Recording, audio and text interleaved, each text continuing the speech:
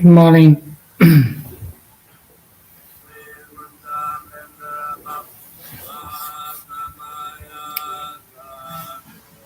So today, my topic is the Rigpa in Dzogchen. It's a beautiful word, Rigpa.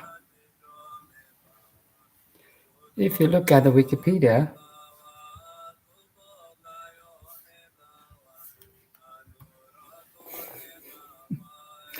Rigpa is a central concept in Dzogchen.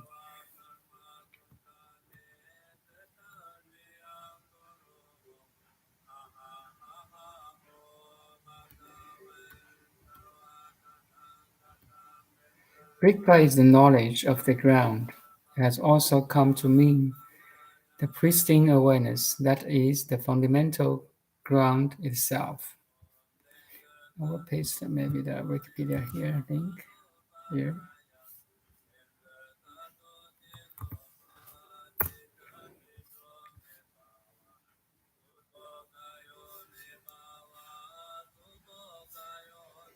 Today we're going to combine the Rigpa of Dzogchen with other different schools of Buddhism, which is so beautiful. Like the original phase of Chan or Zen, and how to realize Rigpa actually. It's crazy. So beautiful. So if we look at the Rigpa of the Wikipedia underneath the Melon Doje, just the left side of picture, underneath that picture, there's a paragraph. Like Rigpa has two aspects, namely Kandan, Kadak, and Lungra. Anyway, my Tibetan is poor, and the Kadak means purity or specifically primordial purity. So in Flower Garden Sutra, we call this 清净自性圆明体. So it's originally pure, originally perfect, originally complete. It's there's another term in Buddhism. It's the Dharmakaya, 法身. So similar, in my understanding, it's quite similar to talk about this Rigpa, primordial purity. And based on this primordial purity, there's a long group. In Tibetan, normally implies automatic, self-caused, or spontaneous actions or processes. As the quality of the Rigpa, it means spontaneous presence. It also means having a self-contained origin, being primordially existent, without any origin, self-existence. Pay attention here. It can exist without any origin. Dharmakaya exists without any origin, without any cause, without any reason. So it's something similar to the modern physics term, the universal unified field, or the vacuum, the quantum vacuum, which is not subject to any condition. It's just,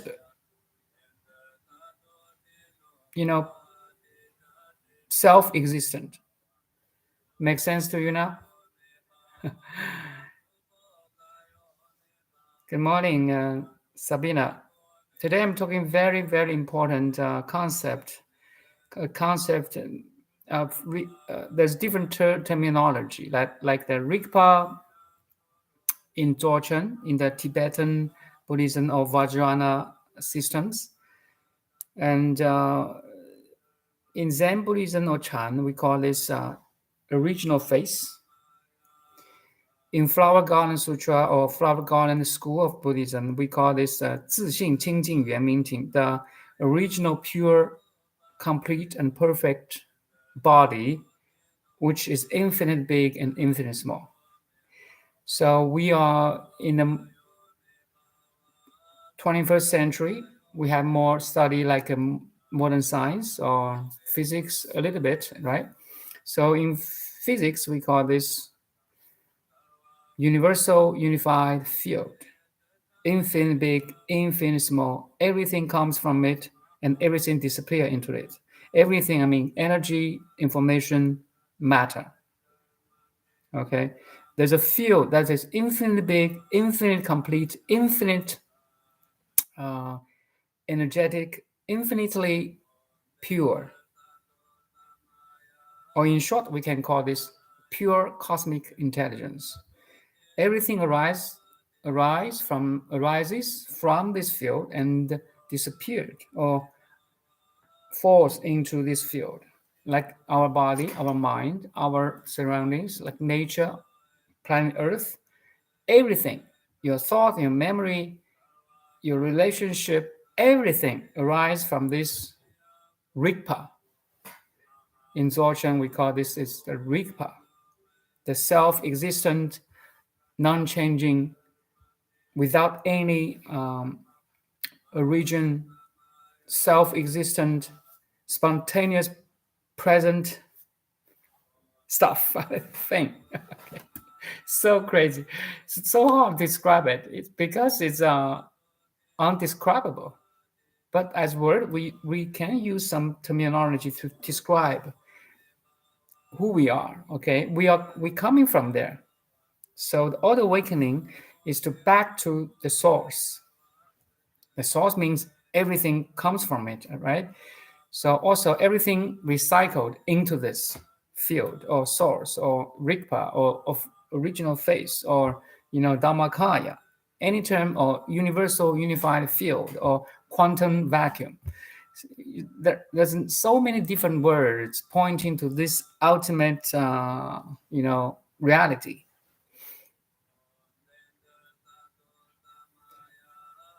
So again, I want to stress out is self-existent, primordially existent, like God. God creates everything, right? Humanity, animal, everything, stars, galaxies, even cosmos. So who create God? No, that's the wrong question, because God itself is self-existent, without any origin, primordially existent. Nothing caused God. God caused everything. Make sense to you? This concept is is like your foundation of awakening. You have right view now. So the whole process of awakening or enlightenment is back to this source, back to God, or back to Dhammakaya, or back to the quantum vacuum, or back to this universal unified field, or back to the ultimate or absolute. Okay, the whole process is trying to go back using this body and mind, and using this YouTube stream and my oneness meditation channel. Use this is just a method or tools or media to pointing to the source, that thing, absolute. So in Dzogchen Buddhism, the one school of the Vajrayana, just give you just a basic idea. In Buddhism, we have three big branches or trunk. So if Buddhism is the body of the tree, but it has three big branches: Theravada, Mahayana, and Vajrayana. So in the one of the three big branches, there's a little small branch of the Vajrayana we called Dzogchen. Dzogchen, in English, we basically call great perfection. So in this great perfection of Buddhism, we have a term in this great perfection, Rigpa. Rigpa is, we have talked about this, the primordial purity and subject to nothing, because that without any origin or cause, while it itself causes everything. So this picture should be or this understanding actually should be established first. Then all your practice makes sense. It's just back to this formless, infinite, subject to nothing field. Where is that field? Here and now. Can you see it? If you see it, if you experience it, you call it awakening. At least you are awakened. At least you have a glimpse of the reality we call satori in Zen Buddhism. Here and now.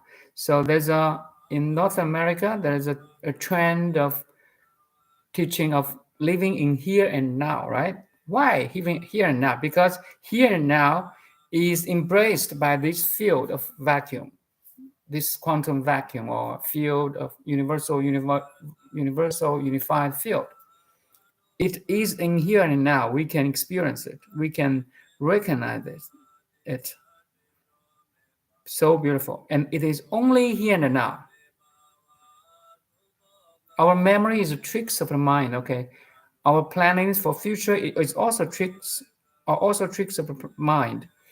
It's a distortion of the reality. Yet it has its meaning. I mean, it's useful. We can memorize things. It's good. If you cannot remember a tiger, then you won't live up to today. The whole humanity, you know, might be, eaten by all the, carnivore animals. We remember something. Then we can avoid that threat to survive, right?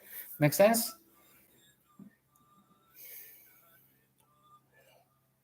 Memory is the tricks of the mind. Useful, but useful for your survival, but not useful for your awakening. In certain levels, we are using the mind to talk, to share, to pointing to this ultimate truth. It's still useful, okay? I mean, I'm not denial the power of mind, no. But the negativity of the mind, we should see it by ourselves, like anxiety, depression, resentment,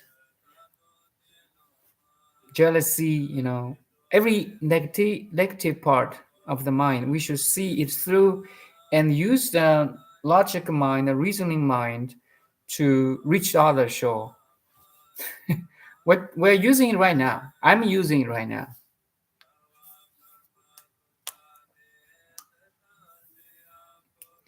So if you look at the beauty of Dzogchen teaching, Rigpa, the meaning of Rigpa, the essence, the Rigpa contains all the essence of Dzogchen teaching, even all the other Buddha's teaching too. If you really zoom in this beautiful word, Rigpa,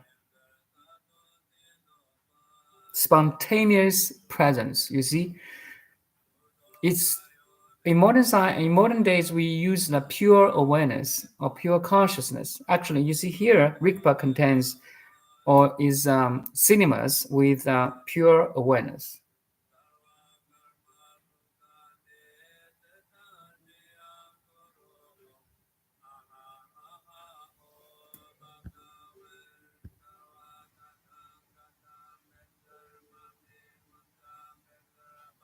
Rigpa is also described as a reflexively self-aware primordial awareness.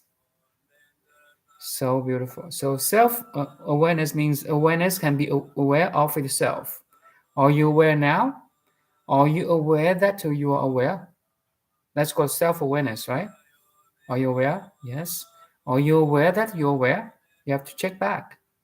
The awareness has to look back to himself or herself or itself to answer this question. Ouroboros, you see, a snake or dragon biting his own tail. I just repeat all this again and again to remind you.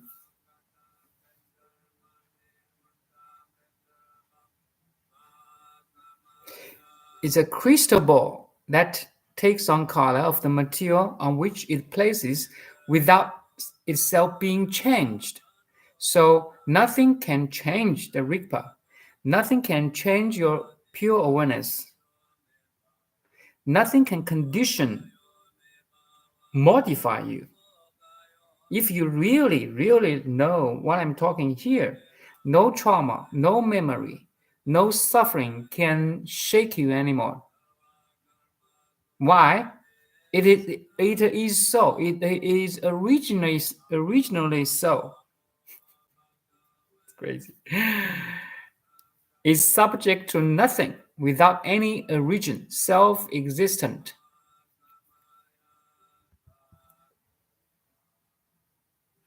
and self-contained or self-caused, spontaneous actions and processes. So you see, the moment I can talk, the moment you can listen, the moment you can feel your environment, and I look out the tree outside, is the actions of Rigpa. Make sense?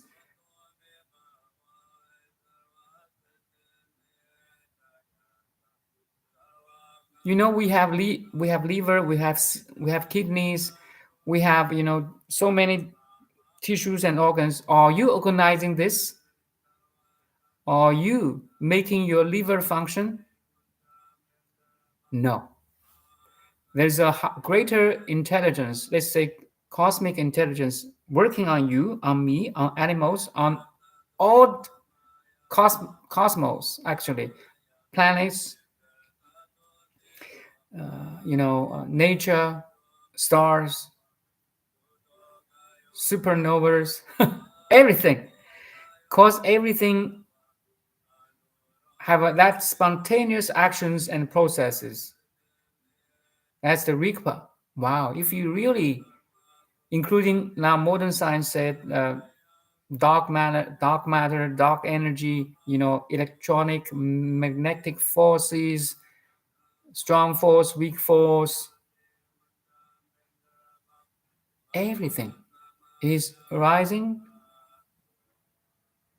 from this Rigpa, here and now.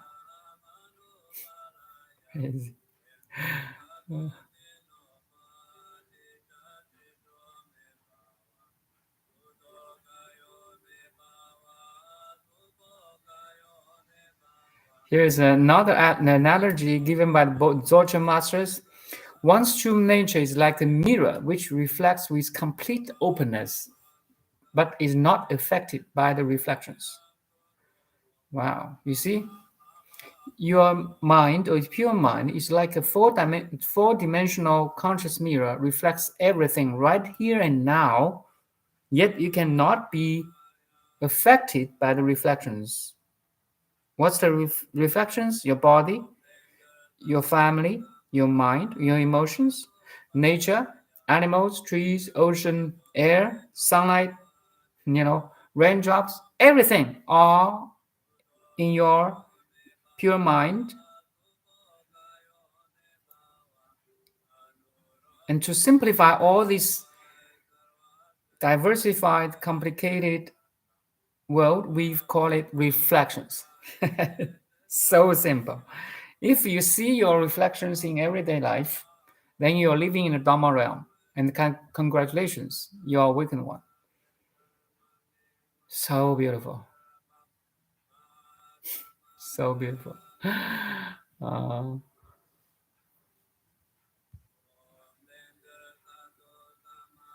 is that too much for you? No. Sometimes, I think I'm crazy. I'm so crazy. But this craziness is also openness, blissfulness, happiness, stability, luminosity, clarity, strength, everything included in this pure seeing. Then let's go back to the how to reach this Rigpa. So beautiful. Let's send you this article I have just searched days ago. It's so beautiful. I will send you here.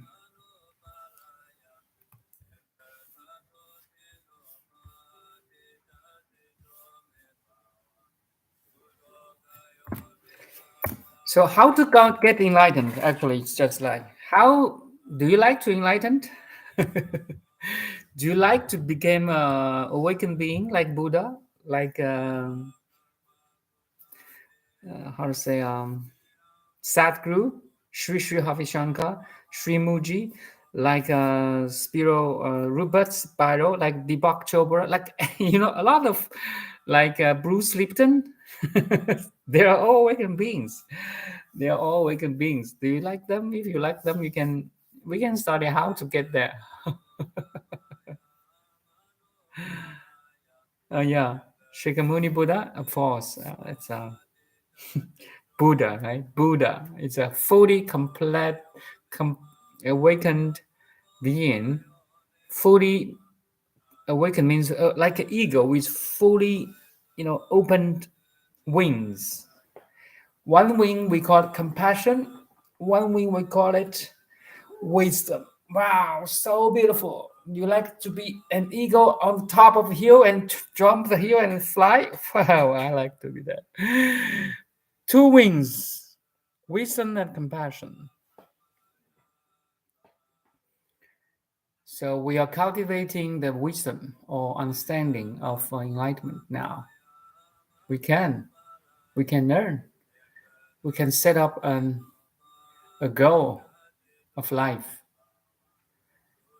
For most of people, their goal of life is like health, wealth, happiness, and self accomplishment.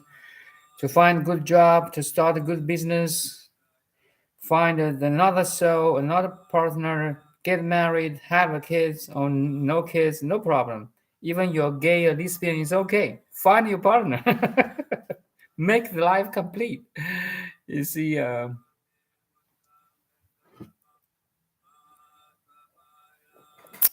health, wealth, happiness, self accomplishment. That's all desires or dreams of humankind, right? But imagine you got all of this. You have a good job. You own good company or corporation internationally. You find your soulmate, got married, have couple of healthy, happy kids. You have them all now. Imagine that. Then what's the next? Is there a next? Can you be happy forever? Can you be healthy forever? Can you be wealthy forever? Think about it. At the time we are lying on the bed of deathbed, sorry. At the time of we lying on the deathbed, all our dreams and desires, all our achievements, all our health, wealth, happiness will stop. So, it's gone, forever gone. We'll say goodbye to our beloved one, our kids, our partner of business sometimes, best friends. At time of death, we have to say goodbye. But I have a great dream. I have a great desire. I want to become fully enlightened in this life, here and now. And you can too. It all depends how big you want, how great you want to be,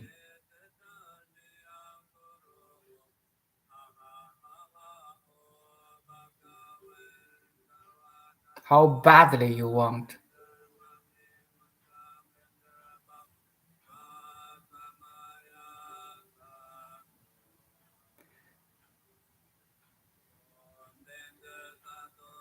Okay, let's see this beautiful.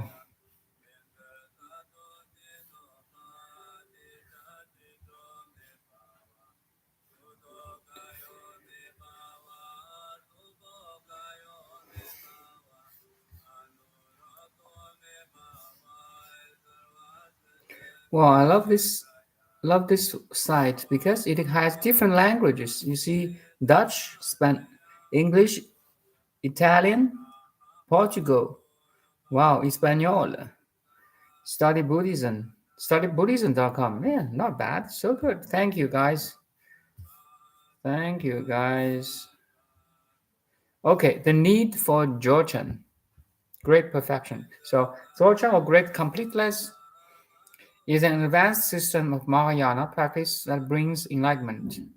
It is found primarily in Nyingma and the Bön tradition. Actually, I have come from my background. I have this some education from Nyingma or Pema Nyingma here,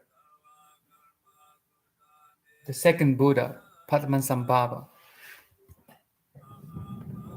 This beautiful Buddhas, deities, bodhisattvas. If you can take a look of this one too, if you that's yeah.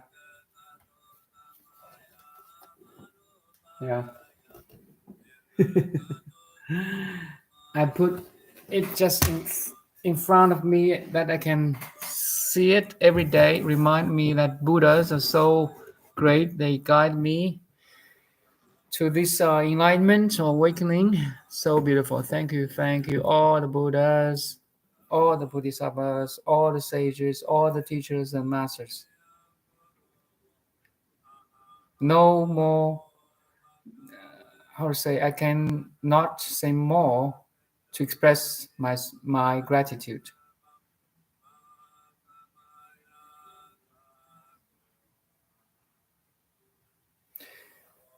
So how to get enlightenment? Actually, here we have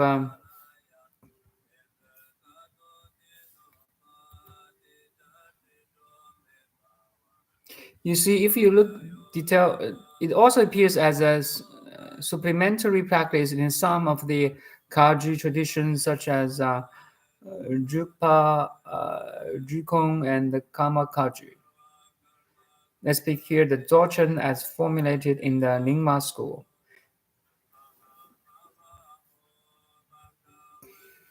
History of the Dzogchen. If you just click at the history of the Dzogchen, the great completeness of Mahayana system of practice leading to enlightenment and involves a view of a reality, way of meditation, and way of behaving. It is found earliest in Nyingma and Bön, or pre-Buddhist traditions. Bön, according to its own description, was found in Tugrik, an Iranian culture of Central Asia by Shenrab Mibo, who was brought to Zhangzhun, Western Tibet, in the 11th century BCE. There is no way to validate this scientifically. Buddha lived in the 6th century BCE in India. You can. So if you look at the second paragraph, Guru Rinpoche, which is a very important concept in the Dzogchen lineage, the next major finger, Emperor Tree, was cautious of Chinese, a paranoid of Zhangzhun, most likely because of his pro-Chinese father was being assassinated by the. Okay, it was just Dzogchen function schools. And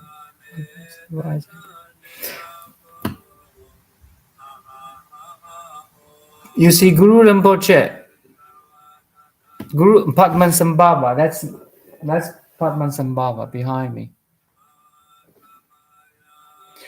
Guru Rinpoche, Padmasambhava, from northern Pakistan, who drove out the demons who had caused the smallpox. The emperor then re-invited Shantara Kushita. Guru Rinpoche left in 774 without having completed the full transmission of the Dzogchen, saying that the times were not ripe, and he buried Yeah, makes sense now. He buried some text as buried treasure or terma, and my knowledge, my lineage is come from this Pemanimpa. So the masters who discovered the buried treasures by, or from the Guru Rinpoche Padmasambhava, they were exclusively text on Dzogchen. I'm interested now to looking at more like, let's see if in any.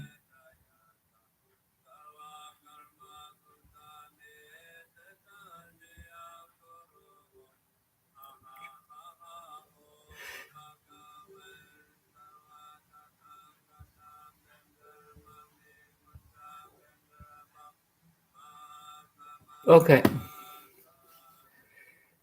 if you look at the paragraph, I think this is the this of this page, the studybuddhism.com, which so introduction of pre-Nyingma Buddhism and the Guru Rinpoche, and maybe sixth or seventh. Then the three divisions of the Nyingma treasure text. The three divisions of Nyingma treasure text.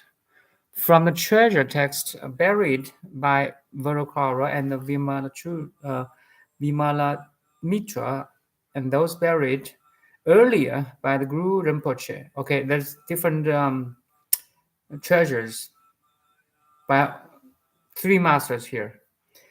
The Dzogchen teachings were later divided into three divisions.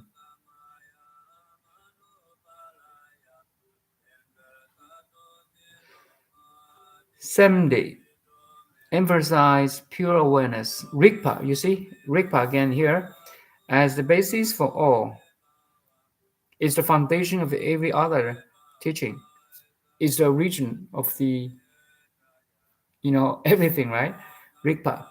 Then Londe emphasize the open space division, emphasizing the cognitive open space aspect. Sorry. Of pure awareness as the basis for all.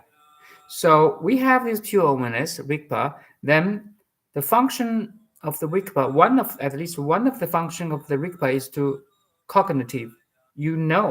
Right? You can understand my word now. You can read the words now. You can listening to me now. The cognitive open space aspect. You see, from this Rigpa. Then the third, Manakda, also called Nintik, heart essence division, emphasizing pure awareness, being primarily pure, that our hearts can embrace everything. From that division, now we have a total understanding. It's like you zoom in to study a leaf or tree of the forest, then you can zoom out to study the whole forest. Make sense? Heart, essence, division. The first two derived from treasures text buried by Tibetan monk Vairochana, and are not practiced much today. The mind division comes from the Indian text that Vairochana translated the open space division from his oral teachings. The quintessence teachings division has, or the heart essence division has two sections from the two Indian teachers. One is from Guru Rinpoche, right? Guru Rinpoche again, prostration to Guru Rinpoche. One from the Vinama Mitra. Anyway, I am from this lineage, and I like to study or dig into more the persecution of Buddhism.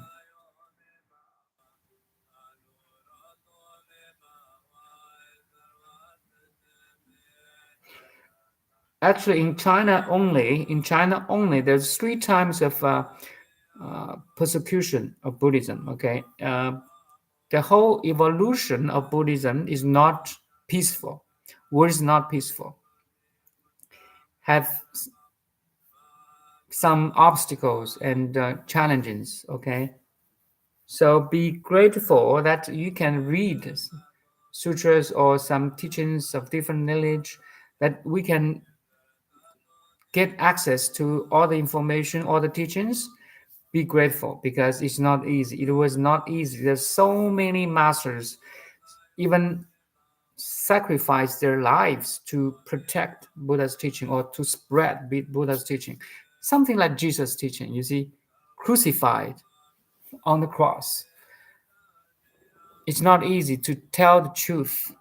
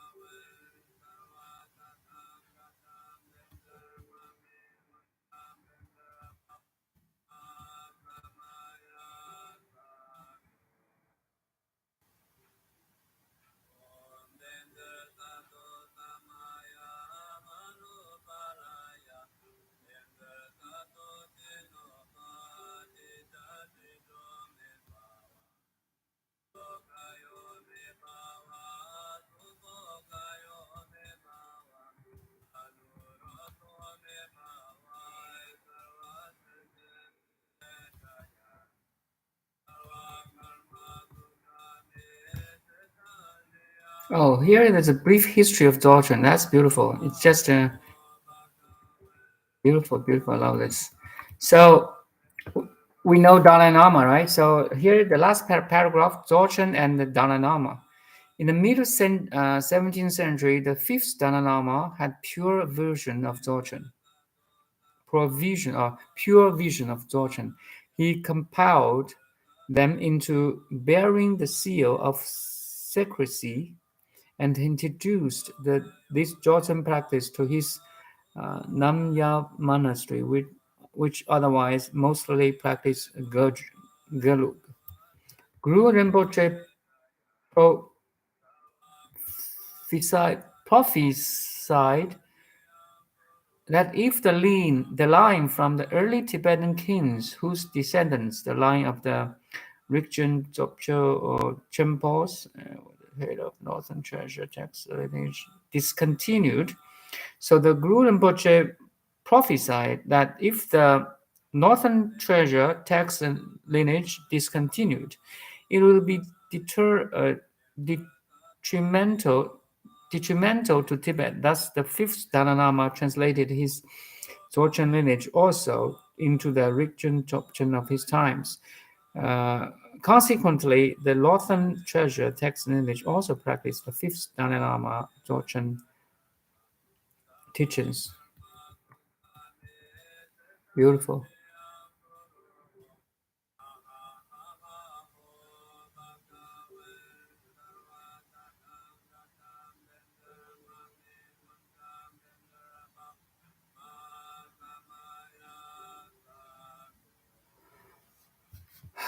Beautiful. Thank you. Thank you.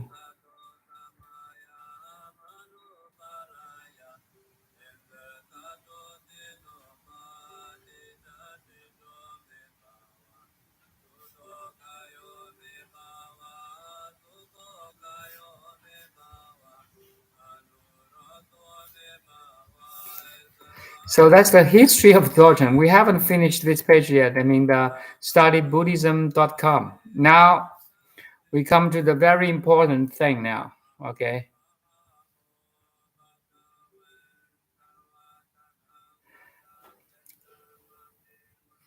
So the Rigpa is the pure awareness with space and love. The Rigpa is the pure awareness, yes. Love is love, yes, unconditional love. Love means you try to help others to awaken. You try to help others to recognize the Rigpa too.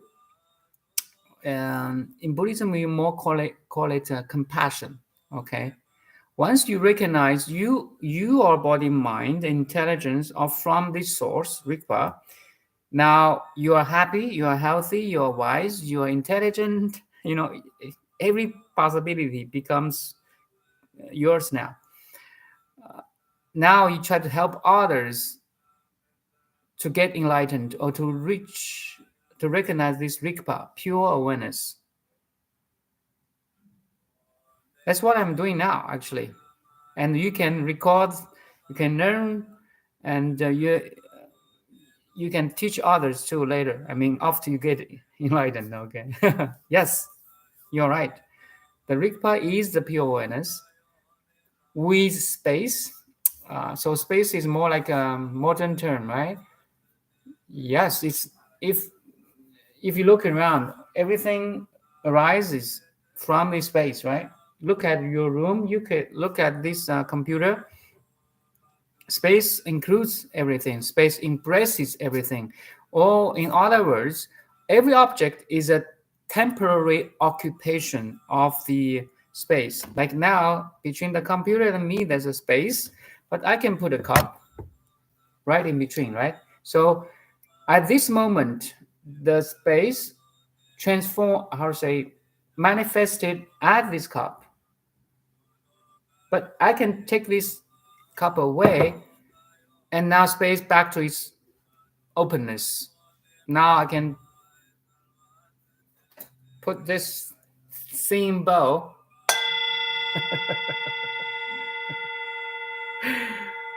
in this space, and the space manifests as the bowl. But space has always this openness, you see. Maybe millions years ago, there's a dinosaur walking right here, a T-Rex. My kids love T-Rex. A T-Rex walking here between this space. Why not? There's a possibility. The space is always open to any form. Make sense? So in this perception or perspective, space is our understanding of this Rigpa. Openness, also connectivity. Openness also means purity. You see, this space is pure. It's not stained or defiled or conditioned by any object. Every object, a cup, a symbol, is welcome. You see how beautiful it is, a space. And we can say that's an unconditional love too, right? Space welcome everything. You see, right? If you really understand the Rigpa, you can apply this principle to everything. Rigpa is everywhere. Space is everywhere. Your pure awareness is everywhere. Maybe it's one thing. So cool. So cool. Okay, how to get access to this Rigpa? You see, Rigpa is always here now. But our monkey mind don't understand it. Our monkey mind also, because or limited mind or conditioned mind cannot understand it. Why? Because here, listen carefully, my dear friend. Right here in this page, just make sure we're on the same page. I will paste here again the studybuddhism.com in the chat. Okay, click that link. So you're gonna have the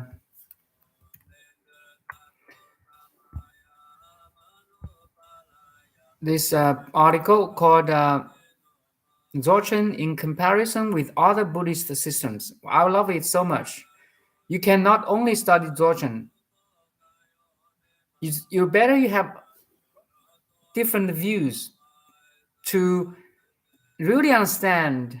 Dzogchen is so great completion. You see, our human mind understand things by comparison, right? Make sense? You can tell the taste, the different taste of an apple and an orange.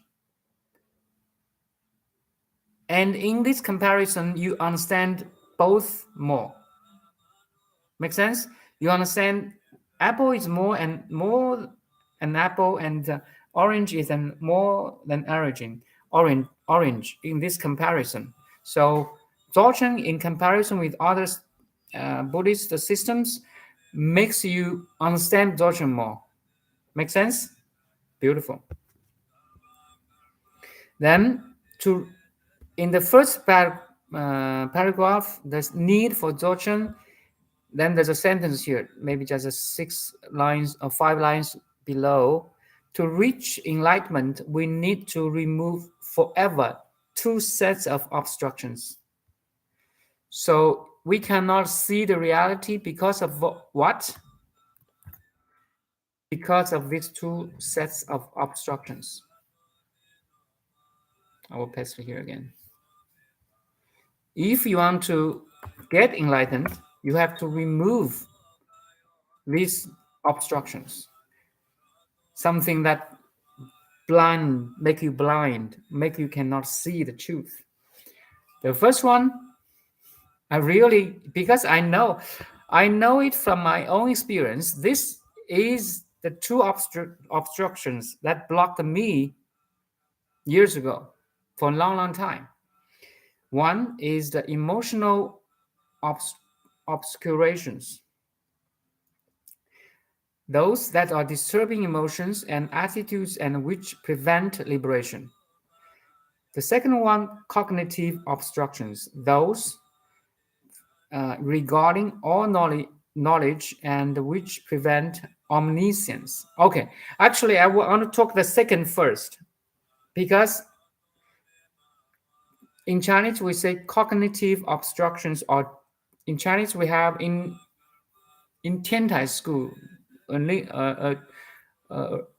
originally Chinese born. I mean, Tiantai school is a local Buddhism in China.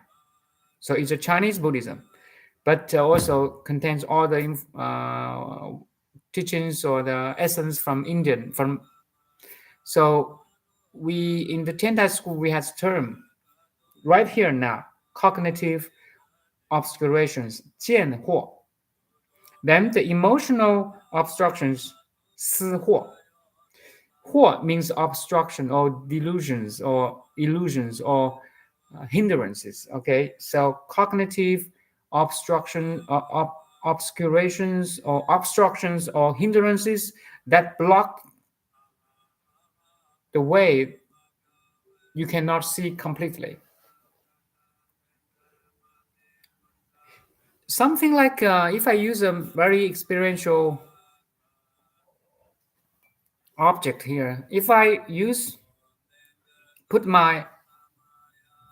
an object in front of my eyes, so you cannot see a complete me and I cannot see a complete computer or you. Make sense? There's a obscurations, right? There's a hindrance here. So the awakening is to move this obscuration or hindrance or obstacle to see the total picture. You have the total picture of my face now. Obscuration, remove this obscuration, you have a complete or omniscient understanding. Make sense? In Chinese, we say cognitive obscurations are in 见惑. 见惑 means you you lose that total picture. Wow, you see, if you can have a total picture, you have less emotional obscurations.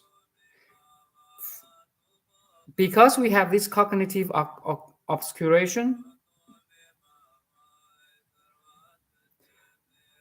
that's why we have emotional obscurations. That we have, angry, depression, we have jealousy, we have, resentment, everything, sadness, stress, all because we cannot see the total picture. In other words, we have this cognitive obscuration. Wow.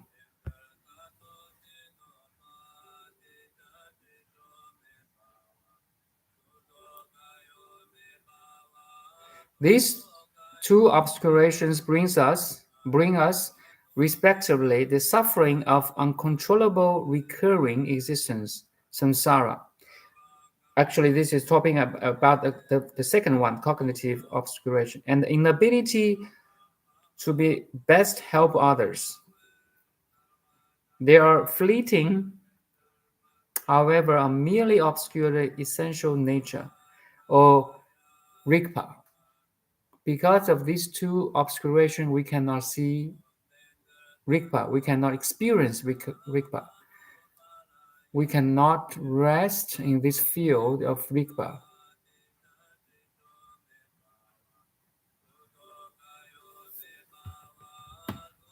So in general, to remove both sets of obscurations requires bodhicitta, and non-conceptual cognition voidness. You see, emptiness, right? The non-conceptual cognition of voidness. So beautiful. So to remove the second obscuration, which is 见惑, which is the cognitive obscuration, you have to see the emptiness of every phenomenal world, every phenomenon. So if you see a form is not form, a beautiful lady is not a beautiful lady, a handsome boy is not a handsome boy, a shining star is not shining star. If I see through all these phenomena, then you can see that emptiness is everywhere. So to realize, to recognize, and to rest in this emptiness is the power to remove the cognitive obscurations. Shoot. I wish I can. Actually, I express myself very well now. I'm not sure. Do you get it? 断见惑，断思惑，断见识两惑. To cut through these obscurations, like the Maya that veils your pure seeing, veils your true seeing. You have to unveil it. Oh, like the clouds covers the sky. You have to move the clouds, move the cognitive and emotional clouds in your sky of mind.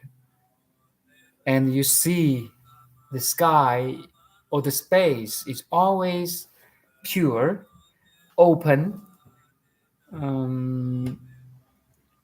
connective, transparent,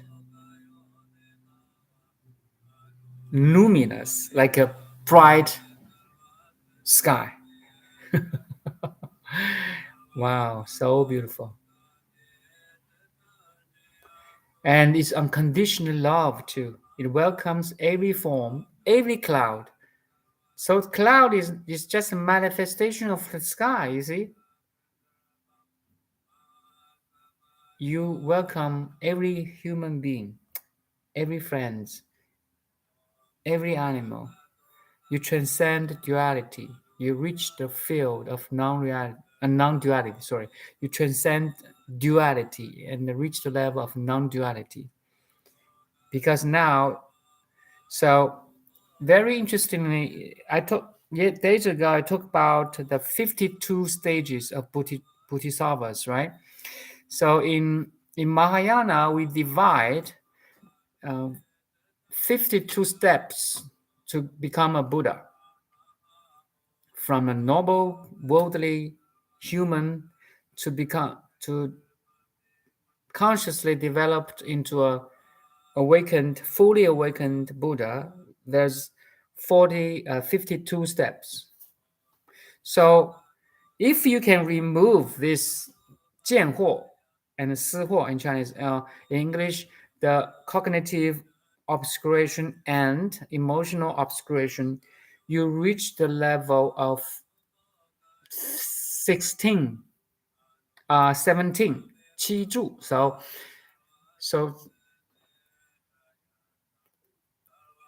maybe we can go back to the 52 stages of bodhisattva,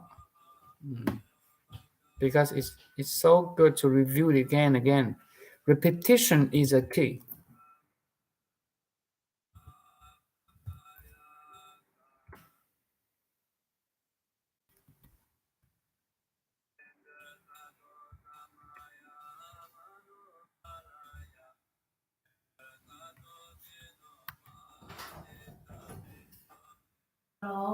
Yes.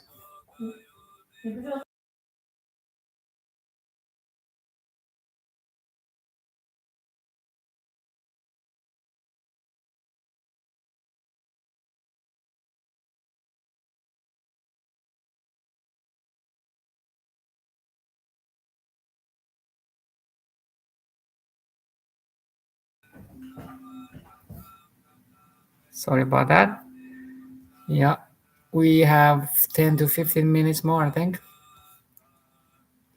So let's show you the 52 stages of bodhisattva practice. So beautiful, so beautiful.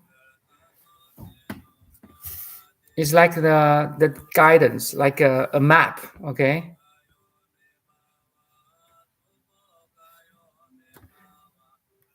And I can tell myself which state I'm in now. I can match myself in this map, where I'm now, where I am. It's so helpful. You really find Buddha's teaching is so encouraging. It's so helpful. It's so inspiring. So if you click this 52 stages of Bodhisattva, then just a quick review here. There's you see the first paragraph. The 52 stages of Bodhisattva practice are enumerated in Jewel Necklace Sutra, 菩萨璎珞本业经. Yeah, that's very important sutra that mentioned these 52 stages. The stages are systematic processes through which Bodhisattva advance from the time of their initial resolve. You want to become a Buddha now, okay, until they finally attain Buddhahood. So the 50 stages of Bodhisattva practice consist of 10 stages of faith. You have to believe something. You have to have faith in God. In Christianity, in Buddhism, we have to have faith in Buddha. 10 stage of faith. Faith is the foundation of the awakening too. Okay, if you don't believe anything, nothing will happen to you. Even that thing happened to you, you don't have a true, authentic understanding. Make sense? You have to believe something first, then practice toward God or toward Buddha. Then we have 10 stages of dwelling. Now I'm talking about if you can remove the two obscurations, the cognitive obscuration and emotional obscuration, you can reach the level of 17 stages or the 7th stages of dwelling. If you calculate the 10th stage of the faith, that means the 17th stage of the whole 52 stages. If you only calculating the 10th stage of dwelling, then your the seventh dwelling is the stage that you can remove two obstacles or two uh, obscurations. Okay, so important. I find Buddha's teaching are so systematic here right now. Even in different sutras, there's some connection. There's some pointing each other.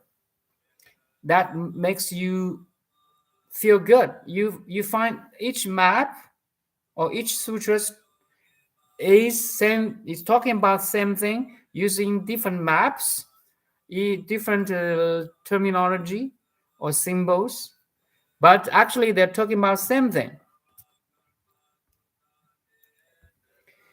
You see, if you go through the first stage, the 10th stage of faith, all false views are subdued. Pay attention. All false views are subdued by 10th stage of faith. Subdued, not conquered yet. Okay, you are like a monkey mind or tamed. Yet monkey mind on not your 100% slave yet or servant yet. Monkey mind or sometimes will jump to the desk and become master. Okay, so these 10 stages of faith are subdued. Or I mean, in this 10 stage of faith, all false views are subdued, not eradicated or not cut off yet. Make sense? Very, very much. Faith, remembrance, zeal, wisdom, concentration, non-retrogression. Okay, you reach a level that you won't go back again. I just want to do this. It make it to be awakened becomes a habit. Okay, the moment you wake up in first second in the morning, you try to wake up. I want to get enlightened. This life today, this moment. I just want to practice. I want to meditate. I want to read the spiritual books.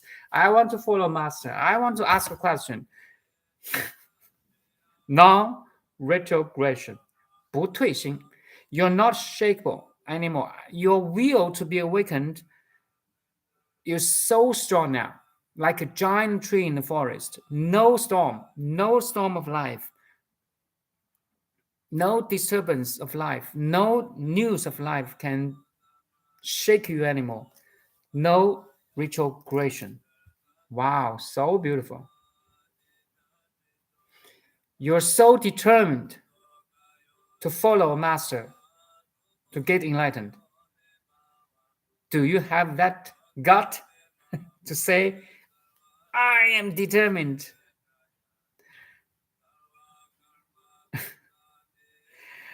I have went through that, gone through that stage of, I noticed, wow, actually, Buddha's teaching is so true.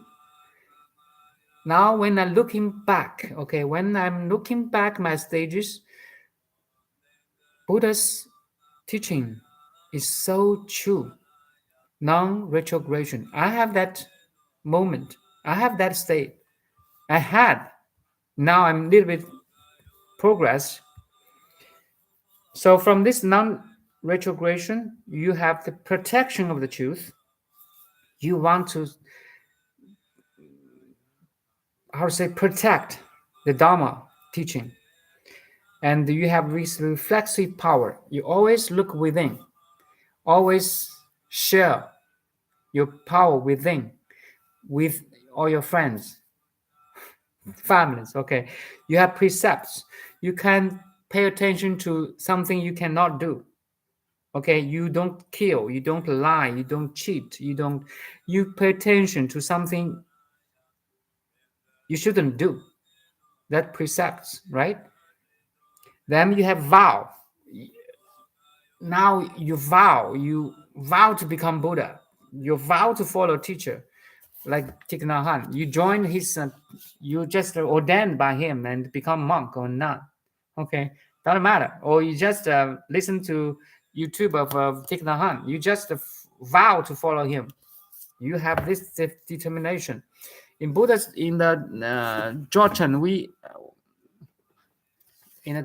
we have to visualize this image 1,000 times, millions of times. Visualize the Buddha is all around until one day you see everything is Buddha all around you. It's crazy. And you have to prostrate 100,000 times. 100,000 times of prostration. Okay. Prostration means your head down, hands down,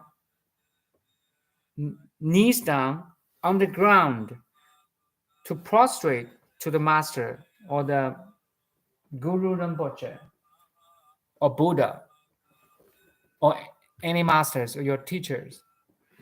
You just surrender. You surrender.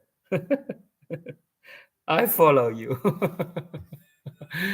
Do you have that feeling sometimes? I surrender. I follow you, God, or my Buddha.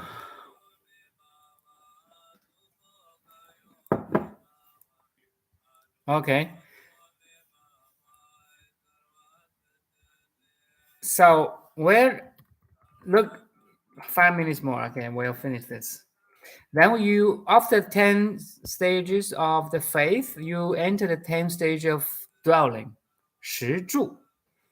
The 10 stages of dwelling is the second 10th stage in the 52 bodhisattva practices. All false views on dwelling are cut off. So you see, in the first 10th stage, all false views are subdued. So here, the false view is the cognitive obstruction, okay? Is the emotional obscuration that I mentioned in the previous page. I can just maybe paste it here. The emotional and I just paste it here because it's so important. From my own experience, that all the words matches. Actually, they're using different combination of words to pointing the same thing. Here is the emotional obstruction and the cognitive obstruction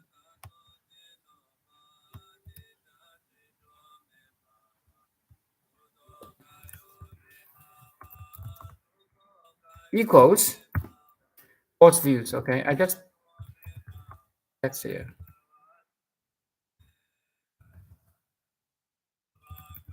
False.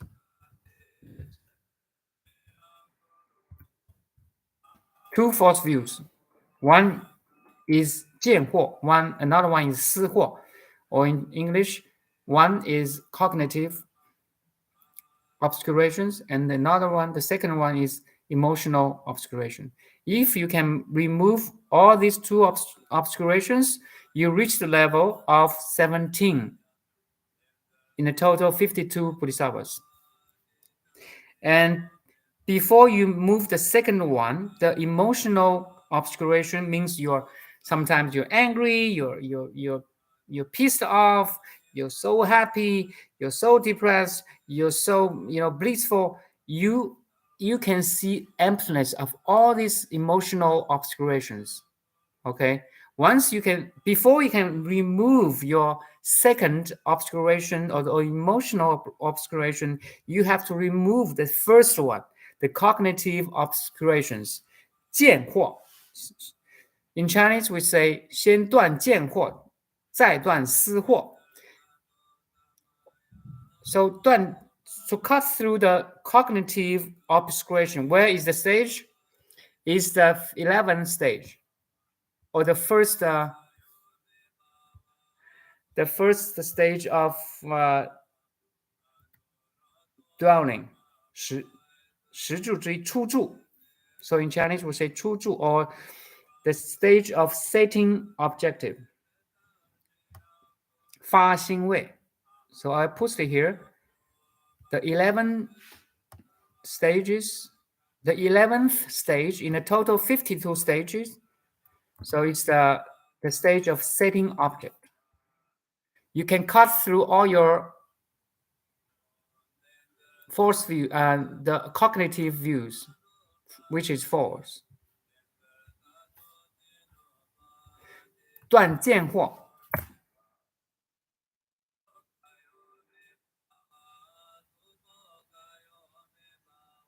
Oh, sorry, I didn't. Sorry, I should cancel this one. Actually, is remove it first. So it should be here. Why I cannot cut it?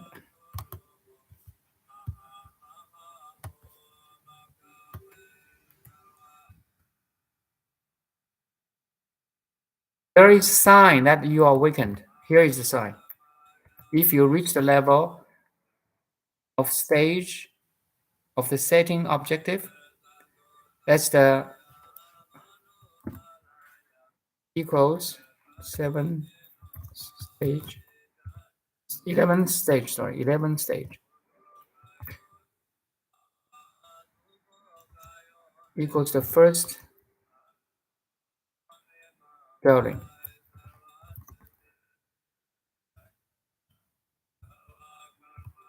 That means you can cut through your cognitive obscurations. 断见惑. I'm at least this level now. I can cut through my limited view of the reality. I can see a totality now. And this will lead me to cut my emotional hindrances or obscurations. Emotional means is a limbic brain. Okay, in modern science we call this limbic brain. First, we have this lower brain. The lower brain mainly for survive, to flight, the mode of flight and fight. Okay, the default mode of flight and fight to survive. We have to use eyes to see. Here is a tiger. There's a tree. If you cannot see that is a tiger, you're dead, right? So, but it's only good for our survival mode. It's not good for our awakening process. It's a hindrance. So, in order to transcend these cognitive obstructions, you need cut through by understanding the emptiness of the Buddha's teaching. Crazy. Okay, I think I stop here today because I can give a more detailed explanation later. 断见惑, or cut through the cognitive false view, is so important in the path of awakening. And there's a map that shows this state of the setting object. In this meaning, setting objective could be that you try to awaken all the time. That's all. You can see through the emptiness in all the forms and names. You can see through the 5 skandhas. Okay, you see, there's another Buddha's teaching. If you can transcend the 5 accumulations or skandhas, 色受想行识, so forms, feelings, perceptions, mental formations, and consciousness, limited consciousness. If you can transcend these 5 skandhas, again, forms, feelings or sensations. That's forms is first, feelings second, third, perceptions, fourth, mental formations, fifth, limited consciousness. If you can transcend these 5 hindrances, skandhas, we call it 五蕴. So if you can transcend these 5 skandhas, you can see the emptiness. Then you reach the level of 11th stage. then you are awakened. You are bodhisattva now. You can call a bodhisattva once you reach the level of 11th stage. Because before this 11th stage, you are a normal person. You're a worldly person because you don't have that wise the eyes of wisdom to see that everything around you, inside you, is empty. Once you have this eyes of wisdom, you can see through all the five skandhas and see the nature of all the five skandhas are empty, meaning you can cut through your limited biased view of totality, then you are awakened. You are bodhisattva. It's a lower level bodhisattva, but it's you transcend yourself from the worldly people. 超凡入圣 Okay. Oh, thank you, Buddhas, Bodhisattvas, angels, archangels. So beautiful. Nothing is so beautiful than this. Nothing can beat this. You enter the role of craziness, yet you are so balanced with calm and inner serenity. Bye now. See you tomorrow, maybe.